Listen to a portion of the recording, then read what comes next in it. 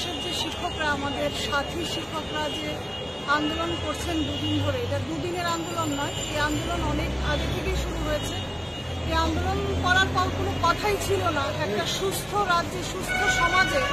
আমরা শিক্ষক হিসাবে অতদিন ধরে চাকুরি করে আসছি, আমাদের চাকুরি করারই কথা, আমরা যে কাজটা করে আসলাম সেটাই করার কথা। কিন্তু আমাদের এই সরকার, আমরা স্পষ্টভাবেই বলতে চাই, এই সরকার আমাদেরকে রাস্তায় বসিয়ে দিয়েছেন।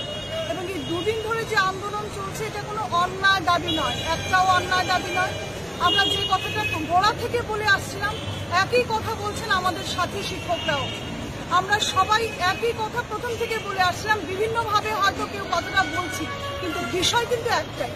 এক জায়গাতে আমরা সবাই এক, যে আমাদের চাকরিটা আমাদের ফিরিয়ে দিন, এবং আমাদের যে সাথীরা মারা গেছেন, যে পরিবারগুলো ধ্বংস করে ফেলেছেন, আপনারা তার জন্য দায়ী, সেই পরিবারগুলোর একটা ব্যবস্থা করুন। কিন্তু আমরা এখন পর্যন্ত দেখছি কোনো রকমের কোনো হেলদোল নেই।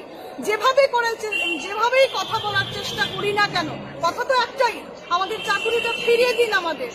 কিন্তু সেই দেখছি নির্মম থেকে নির্মমতর, তার থেকে বলবো নির্মমতম হয়ে গেছে এখন।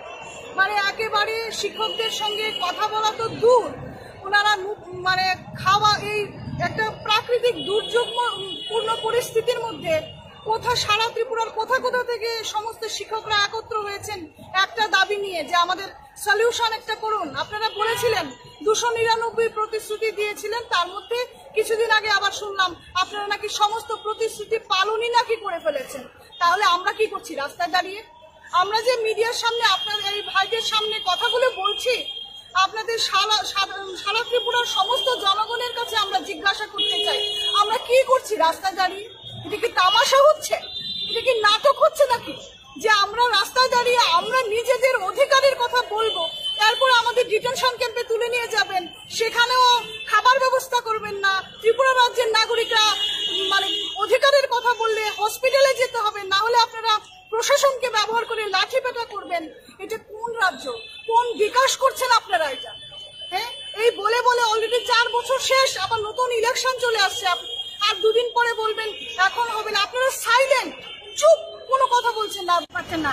ডাইরেক্টর বল ঠেলে দিলেন প্রিন্সিপাল সেক্রেটারির দিকে, অর্থাৎ প্রিন্সিপাল সেক্রেটারি কি বলবেন এটা ওনারাই জানেন। আমরা বলবো যে সরকার তো কথা দিয়েছিল, প্রতিশ্রুতি দিয়েছিল, রতনলাল নাথ রাজ্যের মাননীয় শিক্ষামন্ত্রী, উনি বারবার আমাদের প্রতিশ্রুতি দিয়েছিলেন। আমরা বলবো যে যারা শিক্ষা দপ্তরের সামনে বসে আছেন, উনি তো এডুকেশন মিনিস্টার, ওনাকে বলবো যে উনি আমাদের শিক্ষকদের সঙ্গে দেখা করুন, আজকেই দেখা করুন, দেখা করে ওনাদের প্রতিশ্রুতি পালন করুন, সরকারের পক্ষ থেকে চাকরির ব্যবস্থা করুন। যদি মাননীয় শিক্ষামন্ত্রী দেখা না করেন, সরকারের দায়িত্ব, আমাদের 10,300 শিক্ষকদের প্রতি দায়িত্বভার তাদেরই।